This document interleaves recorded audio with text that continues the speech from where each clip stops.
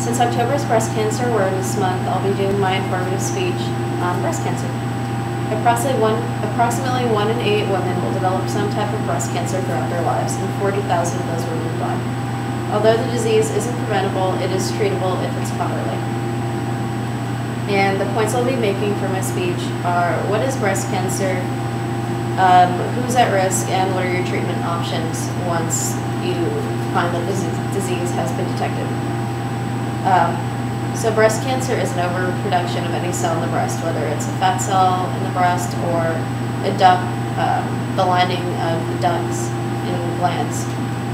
So a lot of times the lipomas, which are proliferation of the fat cells, are not dangerous, but the proliferation of the ductal cells and the epithelial cells that line them are very dangerous.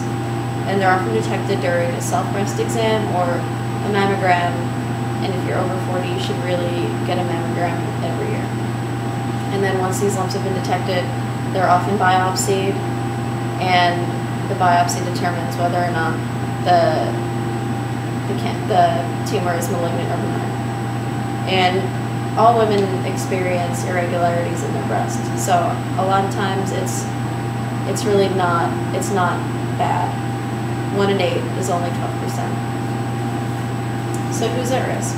Women who have mutations in their BRCA2 gene, which is the tumor suppressor gene, have the greatest risk because this gene encodes for a protein that causes the cell with irregularities to go through apoptosis, which is programmed cell death if there are any issues with the cell.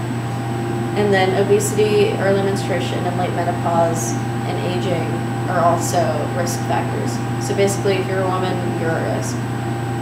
And it's important to know all the treatment options, even if you don't have the disease, because most of the time you probably know a family member or a friend or a co-worker who does have it, and it's really a devastating disease.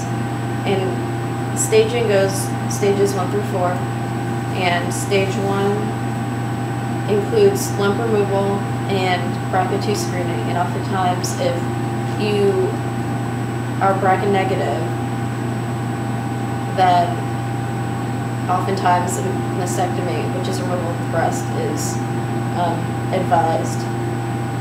And then stage 2,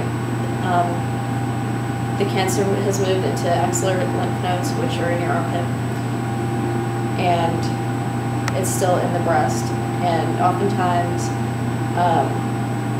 some type of chemo is advised, but it's not drastic, as well as lump removal and the BRCA2 screening. Stage 3, the cancers move to axillary lymph nodes and the chest wall, which means it's spread past the breast, past the lymph nodes that protect it, and it's attached itself to the chest wall.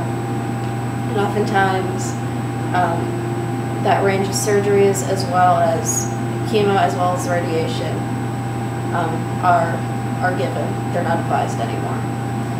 And then stage 4 is complete metastasis to other areas of the body, and breast cancer likes to move to the brain, the liver, and the lungs, which are all very close to each other.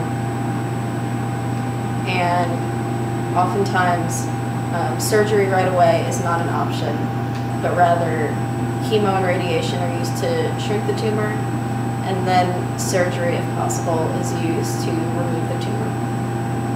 So in conclusion, technology has allowed for a really early detection of the disease, which doesn't completely allow for prevention, but it does allow for successful treatments.